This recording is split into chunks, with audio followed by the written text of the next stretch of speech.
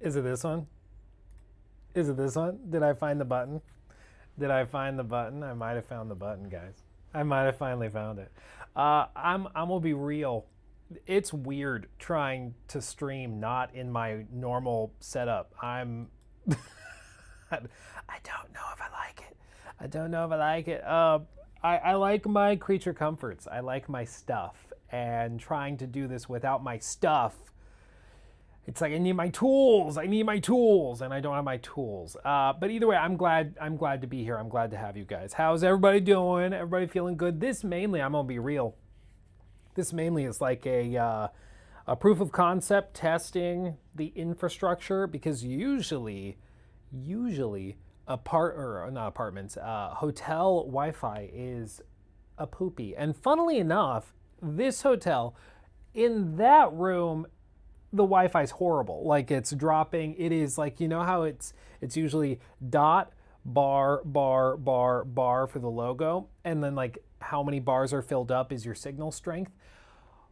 In this room, it's all the way full. It's like you have a great connection. I get like 200 megabit per second. It's awesome. It's awesome.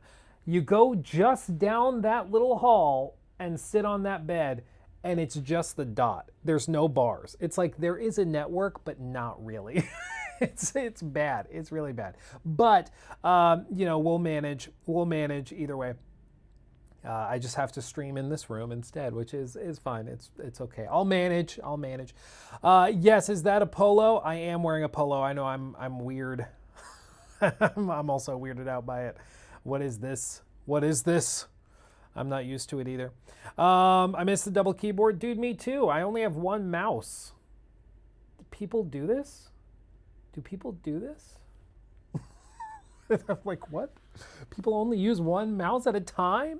One mouse at a time? Reason for this stream? For one, I missed you guys and I've been going stir crazy. Two, there's a couple of little tidbits that we can talk about while we have time.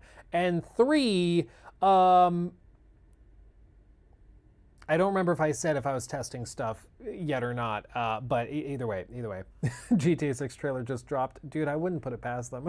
I'd be shocked if it happened while I was not on a plane, because that's usually my luck of it. Did Todd kidnap you? You think Todd would put me up in a nice hotel? No. Maybe a dungeon, a cellar, a padded room, something like that. But no, not a hotel room. I don't think so. Where am I at? Somebody, actually a few people have already figured it out, or found out, I should say. Somebody that saw me where I am, but I will keep it a secret for now. But no, there are some people that have already figured it out. Luke, when will you react to Thread Interactive UE5 video? Which one? Because that's kind of all Threat Interactive makes, as far as I can tell, is like UE5 breakdown videos. So if there's a new one that's worth looking at, I'm down. We've looked at videos from them before. It's been a minute, but like I'm always willing to. My frustration with those videos, if there is one, is that they often are just really dramatic, like super intense. Like you would think that Unreal Engine killed his dog, the way that he freaks out on them. It's like a little hilarious. Luke, please raise the volume. I can try to do that. If it's funny that it's you're saying the volume's low, because it looks okay. Luke, did you try Beast of Reincarnation? I have not. I'm gonna be real. It gave me stinky vibes. Not stinky vibes. I was worried, and I had been told performance was not great. And it's my understanding performance is way better than it was during like early review period, but I would have had to play it like on a handheld device while traveling, so it would have been even worse. And I just, if I can avoid playing a game and I know it's going to run poorly, I'll just wait till it runs well. Even then it sounds like it's just one of those games that's like a solid C- for most people, which is fine. There's a time and place for those, but it's one of those like deep sale games, it seems, for a lot of people. Looks pretty mid. Yeah, again, you can have a great time with some mid games. Don't get me wrong. Some mid games are fine, just fine. But there's also so many games to play right now that it's like, do you really have to settle for mid? Not really. Not really, you know? Did I bring my Legion Go 2? I did. You want to hear the stupidest thing ever? I might have told you guys about this before. If you've ever had a handheld or a PC and you could not get Rockstar games to launch, I was losing my mind. I had my Legion Go 2. I downloaded Red Dead 2. I wanted to play it because I'm replaying it and I wanted to play it on the go or like laying in bed or whatever. And I could not for the life of me get it to launch. I would boot up the game. It would go to the Rockstar launcher and it would just sit and spin and spin and spin forever. And it would never boot. One night I left it running all night and it never booted past the launcher. And I was losing my mind. I like searched on Reddit. I was trying to figure out what was going on. I downloaded it, reinstalled it, deleted everything, wiped it, put it on a separate... I tried so many things. Nothing worked. You want to know what the freaking trick is? It's the stupidest thing I've ever heard. Apparently, the Rockstar Games launcher has some sort of check specifically for OneDrive. I don't know. So I had disabled on the Legion Go 2, I had disabled OneDrive because I don't use OneDrive. I had turned it off and like set it to not boot at startup or whatever. But when I turned that on, Red Dead 2 launched. What? Like, figure that one out, dude. I was like, are you kidding me? Like, of all the things to cause Red Dead Redemption 2 not to work on your PC, OneDrive has to be enabled. Like, what? And it was one comment on one Reddit thread of a guy that also couldn't get Red Dead 2 to boot. And it was specifically because he couldn't, somebody told him to try turning on OneDrive, and that worked for me too. So after like weeks of not getting it working, I re-enabled OneDrive, and now it works. I'm not even going to pretend to know how how that works. Like, it's insane. Has the wife kicked you out? No, I'm traveling with the whole family. It's actually been very, very cool. It's been very good. I'll share details soon enough. But no, it's been very good. We've been having a great time, a jolly old time. I'll tell you what. I got OneDrived. You're damn right. Luke is a Redditor. Oh God, don't accuse me of something that devastating. Don't do that.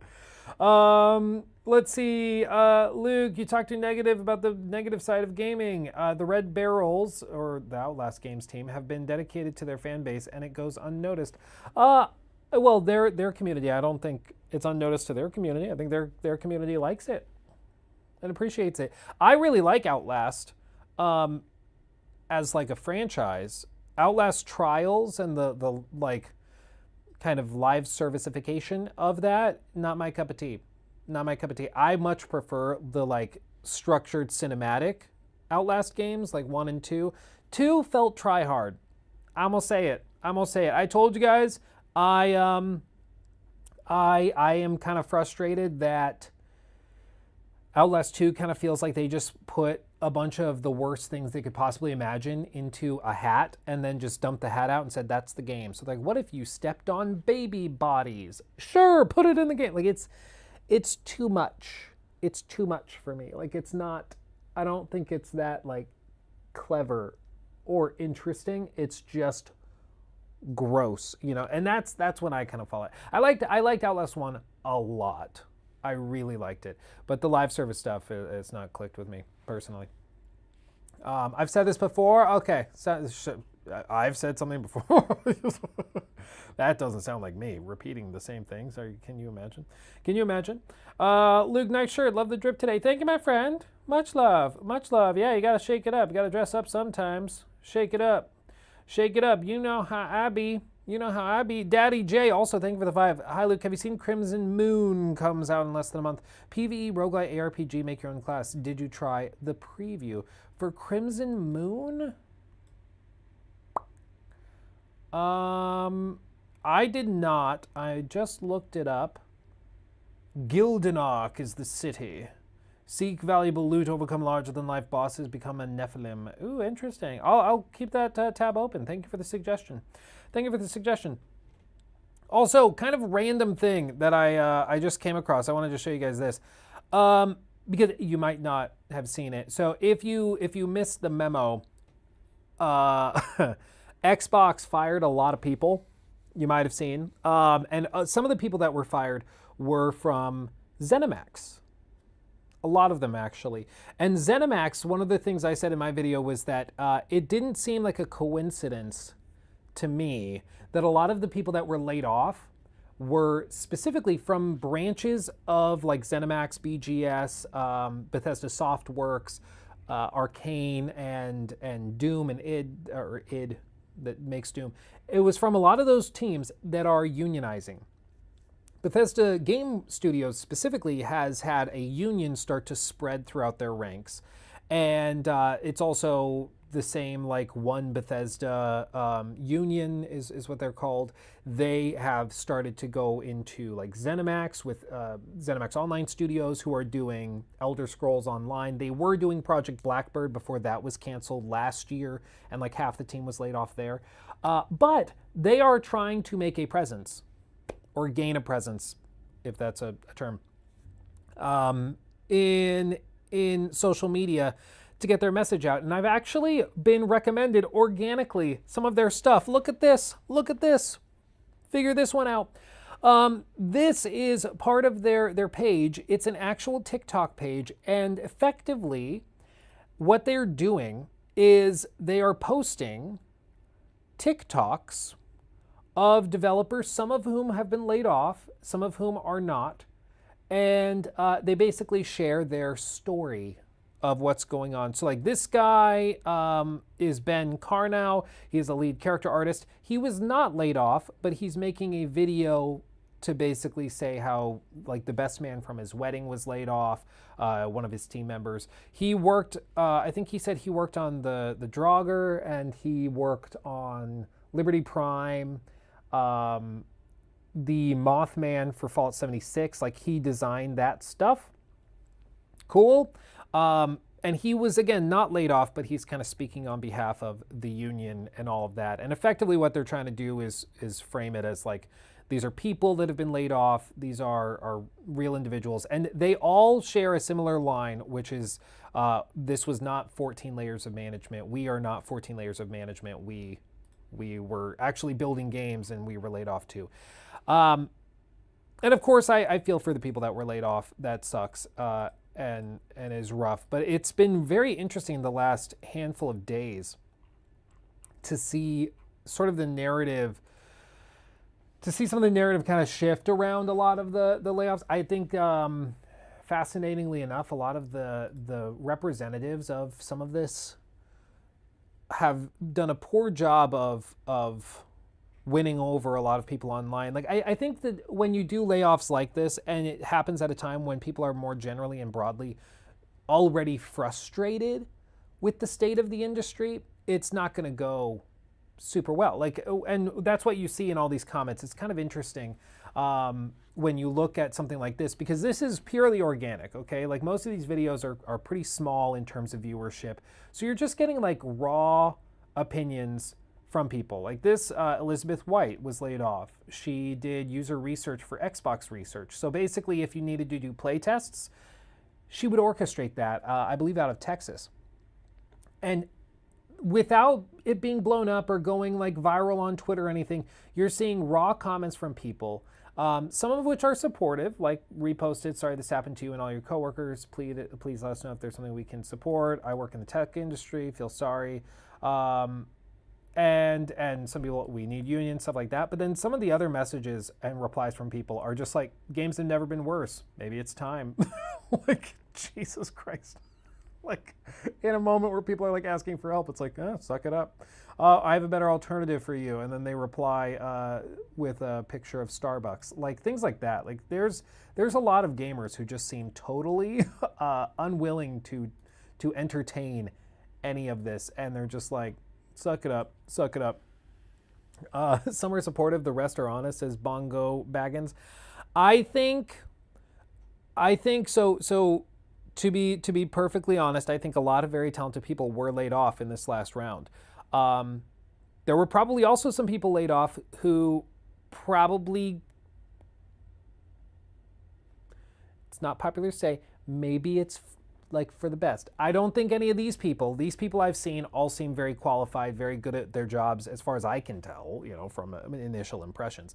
But when they said that they were laying off 1,600 people and then they were going to lay off another 1,600 people over the course of the next year, and they paired that with an announcement of like 14 layers of management at certain points in the company, I think they laid off a lot of talented people, and they also probably laid off a lot of layers of management at the same time, and then they're like bundling it all together to just broadly cut costs. And I think that's kind of what happens when you come into a surgery with a hatchet, which kind of seems like what Microsoft did, is that they probably cut off some of the tumor, some of the stuff that was bad that needed to be trimmed, and they probably also cut off your kneecap and some of your thigh, but like they got the bad part off. Like I think that's kind of what happened here.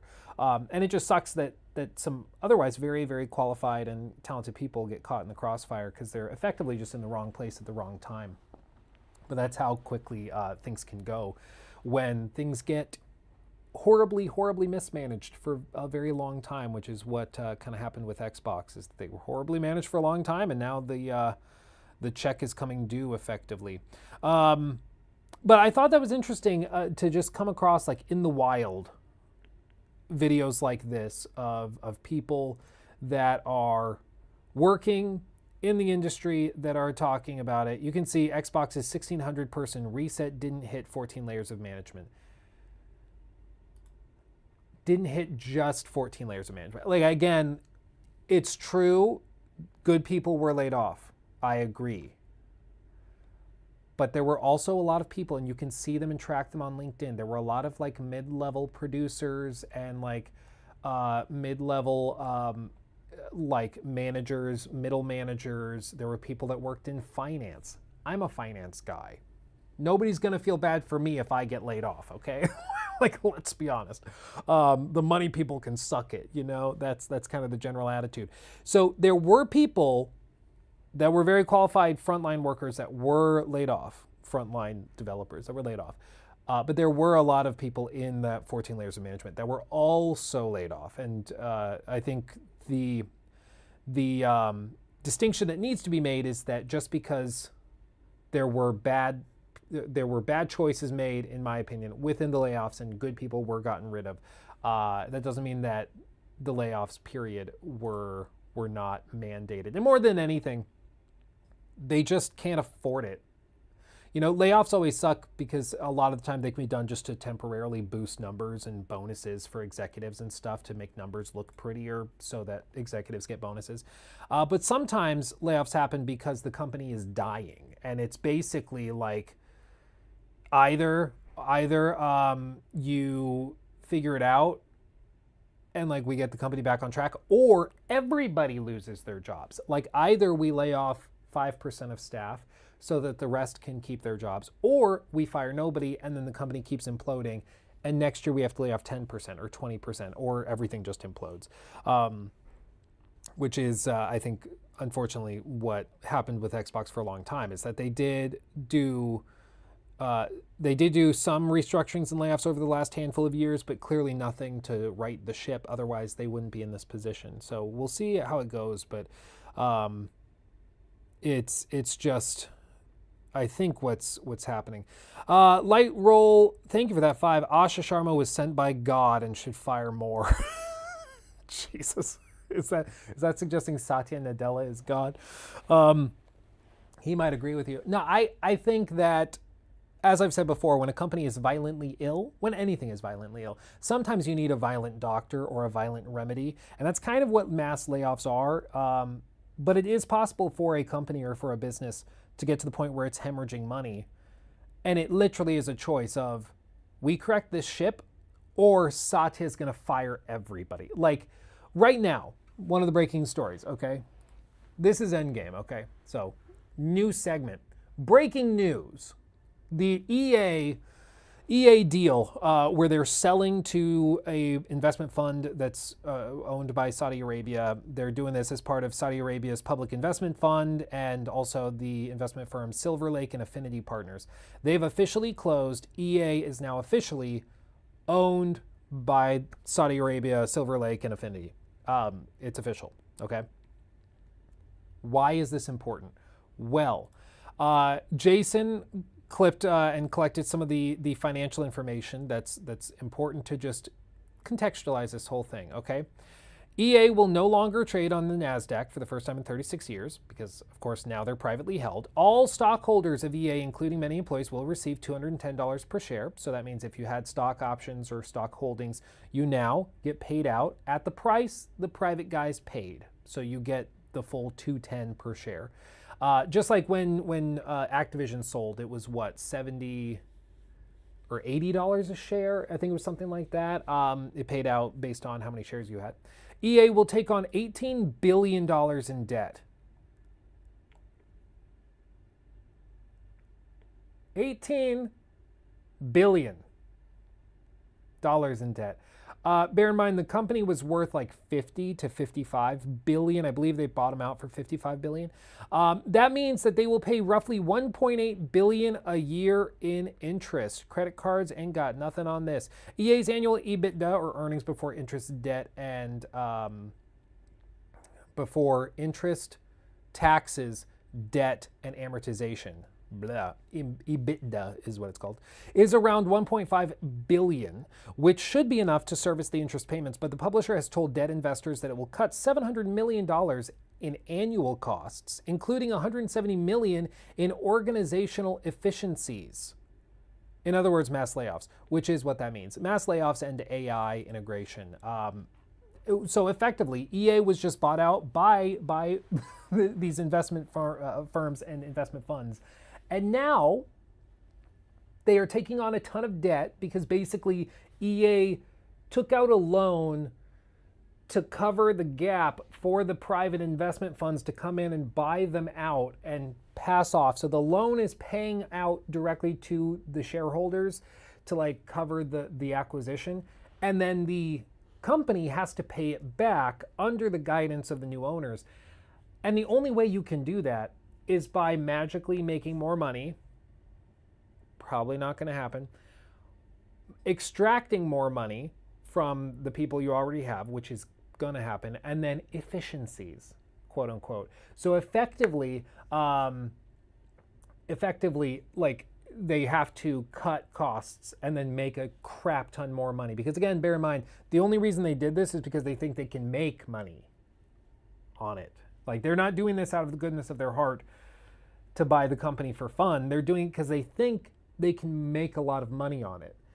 Nobody in the industry seems to understand what they are seeing in the deal. This doesn't make sense to anybody except for these two private investment funds and the Saudi private investment fund. Nobody else sees what they see. Maybe they're being brilliant and we'll understand it. Maybe they have like some scheme for The Sims 5 and it's all going to click together. I don't know. But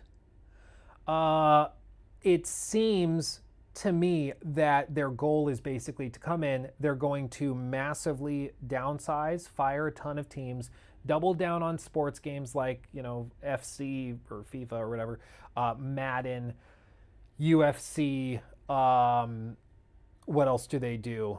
Do they do the hockey games? I don't remember if they do the hockey games. Like they'll double down on all the sports stuff, all the big stuff like Battlefield. And then they're going, and Sims, of course, and then they're going to focus on extracting cash where they can. So that means crazy new schemes in terms of monetization, new mobile game ports, loot boxes. I wouldn't be surprised if they make a return. Big pushes for these IP to go into like new markets like Asia where they haven't really penetrated that much. Crazy levels of it. And then again, I think that this acquisition was mainly done because they think that they can cut costs by getting rid of staff and replacing them with AI. So EA is the next studio or next company that I think is going to really get decimated. Mobile Mass Effect, dude, you don't even know. You don't even know, man. It's crazy. Loot boxes. I thought loot boxes were illegal. No, there were threats of lawsuits in some European countries. I believe it was, where was it? Belgium? Was Belgium suing them? It was one of those places. But there were threats of lawsuits and stuff. And in some countries, like China doesn't, like they have restrictions on it that other countries don't. But they mainly will just do it if they think they can get away with it.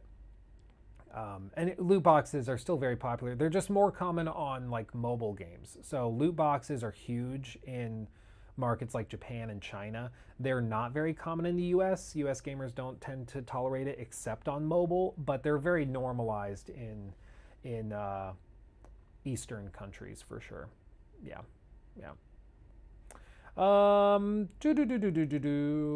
we will see. Asia largely does not have the same negative sentiment around AI as the West does. Well, yeah, I mean, you saw the reaction to the Stellar Blade 2, whatever the character's name is, I don't remember. But you saw the reaction. They did an AI music video for some reason. And the reaction in Western markets was like overwhelmingly negative. People are like, what is this crap? But apparently, if you look at those same videos, but on like Eastern country social media, it's all really positive reactions. There is a huge gap between like Eastern markets and their tolerance for AI and then like Western markets. Western markets do not tolerate that stuff at all, but Easterns do. Babe is here. Hi. Hello, babe. They joked that I was kicked out of the house. They're like, well, did Luke misbehave? Did Luke get kicked out of the house? 100%. I was like, no, she's here. I swear to God. She's just not here right now. Gone. Deceased. It's like, please believe me. I realize it sounds, now that I'm saying this, no, she's totally here, but she's just not here right now. Does chat know where we are? No. Thank God. Thank God. Thank God. It's a secret. However, someone complimented my pants. Oh, I do like the And pants. with where we are, that was a wonderful compliment. Yes, she dressed to impress. Duh. Press, duh. Hi, Mrs. Luke, they say. Hi, Mrs. Luke. Really high.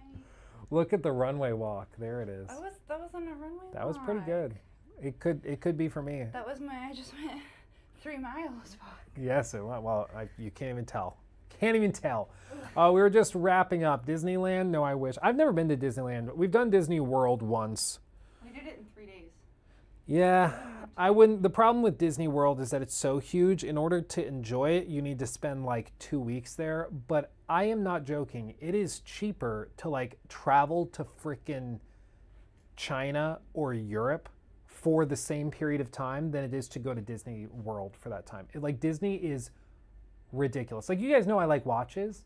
I have never in my life seen more, you guys might have seen these, Richard Mille watches. I call them XQC watches. These things, hold on, loading. These things, they look kind of like Dollar Tree watches, but they cost literally like $400,000 to $500,000 each, okay? These watches are ungodly expensive. I don't know why, personally. I like watches, and I don't know why these are so expensive, beyond that they're tourbillons. But anyway, they're stupid expensive watches. And I've never in my life seen more of these things than when I was at Disney World.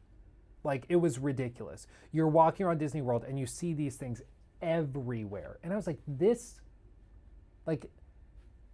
land that's supposed to be for, like, families and kids and everything, and it's like weirdly a social status thing where people are coming and flexing their wealth. It was weird. Like, it was really weird. You fit right in. Yeah, I did. I wish I fit in, dude. Like, Luke, you sound jealous of the watches. Yeah, you got me. It's a $500,000 watch. You think I don't want one? Everyone wants one. No. We probably sell it and take the money to buy something cooler, but yeah, I want one. I'd buy a boat. I'd buy a big boat, tell you what.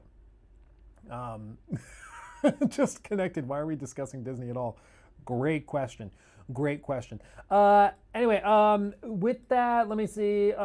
Quick other tidbit, real quick. Like I said, this was mainly a test one, so I was going super fast. But you guys remember that one NFT game Ubisoft released that we talked about like a year ago? This one, RPG Champions Tactics Grimoria Chronicles. This thing, where they had an open marketplace where you could basically do draws for little characters that were NFTs. And these things, you could put them on an open marketplace and charge whatever you wanted for them, because they were like, it's going to be a free marketplace where you can basically do polls for NFT characters to use in the game, and then you can sell them freely on the market. When we pulled it up, there were characters being sold for like $330 million. Like nobody was buying them at all, but you could sell it and list it for that price. And yeah, it's actually coming to an end. It's actually officially dying. I didn't realize they had scrapped, I think we talked about it. I guess I blacked it on my memory. They scrapped its use of blockchain tech back in May to try and just turn it into a card game, basically. But now they're just completely shutting it down because, shocker, once your game is known as the NFT game, it's kind of hard to win people back because they just kind of see it as cringe. Imagine that. Imagine that. Real quick, let me read these and then I got to run. So stop giving me money. Have you heard the rumors of a potential Exile Fallout project? I have. I want to dig into it and see if I can find anything out about it. But it kind of furthers the idea that they're going to try to have a bunch of teams working on different types. So they'll have like Fallout 5, they'll have Fallout New Vegas, spin-off, sequel, whatever. And then they'll have like Fallout, like maybe isometric RPG or something. Like they'll do a lot of stuff like that and really mix it up. I think personally that's what they're going to do. Joaquin, thank you for 42 months. Layoffs effing suck, dude. They do, because especially, like I said, a lot of the time it's an act that needs to be done with a scalpel that's done with a machete, and so you lose a lot of good people. Light roll, thank you for that one. Asha was sent by God and should fire more. Jesus. Commentary nice. Thank you for the 10. Hey Luke, I decided to pick up Assassin's Creed Odyssey off the video you made about it recently, so congratulations on your promotion to Ubisoft's marketing team. Dude, I have been a defender of AC Odyssey for a long time. Before it was cool. I was telling Nikki that it was cool. Back when you would like get made fun of for liking Odyssey. Now it's like kind of popular to like Odyssey, but that's not true. She's the one making fun of me. I talk about you to other people and they're like, ew, he likes Odyssey, what a nerd. Ew, gross. I'm gonna go back to playing Valhalla. It's only worse. Liking Valhalla. Oh, you took my joke. Oh, I took the joke. Yeah, no, liking Valhalla. I don't get it. I kind of like Valhalla. I don't know if you guys heard that, but she said she kind of likes Valhalla. I need you to play Odyssey. I need you to play Odyssey. Play as Cassandra. Alexios, he kind of talks like this. And it's kind of a buzzkill, but Cassandra's good. The DLC where, I won't spoil it. There's a DLC where something comes out of nowhere that kind of kills it. Okay, real quick, gotta wrap this up. Sierra, thank you for the 5. Do you think they'll keep trying to sneak AI into the game development process without telling customers, a la Battlefield 6? Yeah, I think disclosures are going to kind of go by the wayside. I know Steam's trying to force it, but I think most big companies are just going to start doing it and then basically ask for forgiveness instead of permission. Because I think everybody's using it at this point. Like, everybody, love it or hate it, I think it's just what they're doing now. I don't love it, but I think everybody's at this point. It's being introduced at some point along the chain. When you have 500 people working on a project, somebody's going to be using it in one way or another nowadays. Hopefully it's just to like respond to emails, but it might also be to like generate textures or something like that. The only people that hate AI are commie Redditors, says Lightning Roll, or Light Roll, I can read. Okay. Wyatt, thank you for the 10. And then we have one more after this. Ubisoft putting real magic in AC Hexay is hilarious because it literally justifies the witch hunts. Ubisoft genuinely thought the witch hunts were a community safety initiative. Glad they removed it. I think they might have picked up on that when Jean Guidon took over and realized, guys, this doesn't really make sense. And it kind of goes against the vibe we're going for. Because it is that, I mean, it does kind of feel like they're burning them for doing magic. And the whole premise is that that's unfair because they weren't actual witches, but then they were going to put actual magic in. So I agree. I think this was the right choice. I just hope they can change it enough with the time they have. And then Magawarayawa. I'm sorry. Hi, Luke. I don't know if this has already been asked, but do you expect any marketing for GTA 6 anytime soon, especially it's coming 3 months from now? Want to know your opinion? That's it. Yes. I think in the next like week and a half, 2 weeks, we should hear something. I do believe so. There's been rumblings of that for a while, so I think we hear something soon. As for whether it's going to meet what people are hoping for, some people are thinking that it's going to be like frickin' like 3 gameplay trailers and then like a demo. I don't think so, but I think we will see another trailer and some more stuff in the next few weeks, for sure. And then Lovable Collie, thank you for the 13 months. Ooh, baby. How do you think the EA deal directly affects Jedi 3? Currently playing Survivor in the first time. I think it's far enough along that it probably won't affect it too much. They'll just probably do a lot of like Ultimate Edition for 5-day early access. Like they're going to start doing more and more of that stuff. Like it's going to be pay an extra $20 to play it early, and then there's also a $15 skin, and then they're going to try to put in like XP boosters. Like think of the worst of EA, Ubisoft, Warner Brothers monetization. All of that is going to be normal for EA moving forward, because they have to pay the debt somehow, and this is the only way to do it. And then Blake Rogers saying for the 2, you play Mortal Shell 2 beta. What a glow up day 1. I personally did not, but I've heard really good things. So I think it'll be good. I think it'll be good. Okay. I think it'll be good. Okay, fam, like I said, this was mainly a test stream to just make sure everything was working and that we can stream here. I'm glad to see that we can and that things are working. So my goal is either tomorrow or Friday to sit down and actually do a kind of normal stream, but just from here and kind of operate like that. I am still filming videos and stuff. I do still have clips and stuff that's going to be going up, so don't worry about that. There will still be content. But as for like the dedicated stream, now that I know that it works, I can actually do that, and that's my plan. Maybe tomorrow we do that if that works. Mainly, I was worried that we were going to boot this up and it was going to be frame drops every 5 seconds and it was going to be terrible. But I think it actually is working. Yes, the button was pressed. Okay. Okay. Is it Gamescom? No, that's in a few weeks in Germany. But okay, much love. I will see you guys. Okay. I will see you guys soon enough. Much love. Stay safe. I'll be back. I'll be back. Okay.